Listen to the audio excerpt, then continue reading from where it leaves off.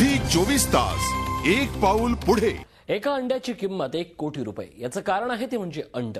डायनासॉरच्या अंड्याला आंतरराष्ट्रीय बाजारात कोट्यवधी रुपयांची किंमत आहे। मध्य प्रदेशमधील त्या घटनेनं आता सारेच जण हादरून गेलेत। जबलपूरमध्ये सापडलेली डायनासॉरच्या अंड्यांची केवळ 500 रुपयात विक्री करण्यात आली आहे। तस्करांनी आता मध्य प्रदेशच्या जंगलात त्याची शोधाशोध सुरू केली आहे। पण असं नेमकं काय होतं की मध्य प्रदेशच्या या मातीत डायनासॉरचे अवशेष तिथं सापडतायत? या सगळ्याचा खुलासा करणारा हा रिपोर्ट।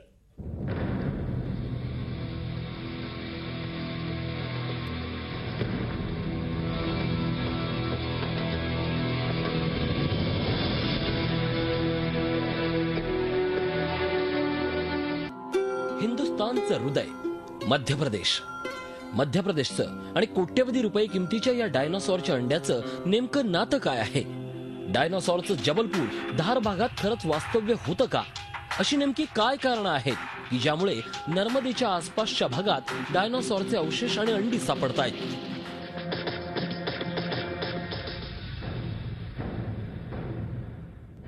जबलपूरच्या या खडकाळ भागाला लम्हेटा फॉर्मेशन नावानं ओळखलं जातं।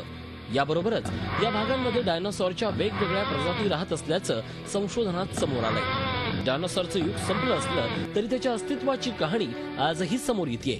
डायनासॉरची अंडी आजही मध्य प्रदेशात मिळतात आणि म्हणूनच देशविदेशातून अनेक पर्यटक आणि संशोधक या ठिकाणी येतात आणि अगदी खुलेआमपणे ही अंडी परदेशातही नेली जातात। विदेशों से यहाँ बहुत वैज्ञानिक आए हैं और अभी भी आते हैं, तो वो कोई प्रतिबंध नहीं है तो वो उठा के ले जाते हैं और तोड़ ताड़ के जो बचे खुचे हैं तो उनका अस्तित्व ही एक प्रकार से अब खत्म होते जा रहा है।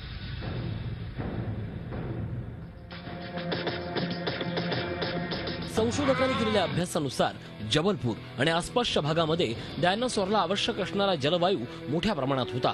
उष्णकटिबंधीय जलवायु थी। आज से जब डायनासोर थे यहाँ पर 6.5 करोड़ वर्ष से पहले, तो उसके कारण जो वनस्पति थी वो डायनासोर के लिए बहुत अच्छी थी और उसमें बहुत फले फूले वो।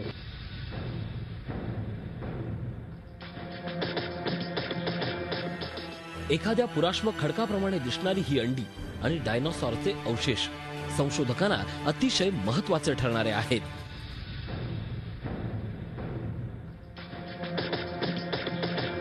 आणि सूत्रांनी दिलेल्या माहितीनुसार या अंड्याची स्थानिकांकडून विक्री केवळ 500 रुपयात होते। खुलेआमपणे होत असलेला हा प्रकार वनविभागाचे अधिकारी मात्र नाकारतायत। जरूर देखा था मैंने, किंतु इसके बाद जब पूरा जांच कराया तो ऐसे कहीं पर खरीदने और बेचने के जानकारी नहीं मिली है।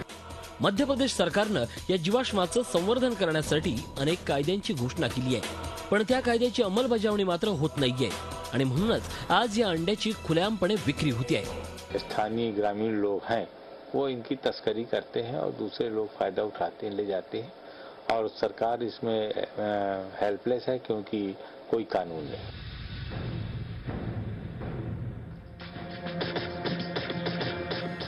डायनासॉरच्या या अंड्यांची काळजी घेतली जात नाहीये, उलट त्या अंड्यांच्या विक्रीकडेही दुर्लक्ष केलं जातंय आणि त्याचाच फायदा आता तस्कर घेतायत।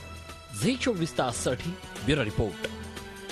झी24 तास एक पाऊल पुढे।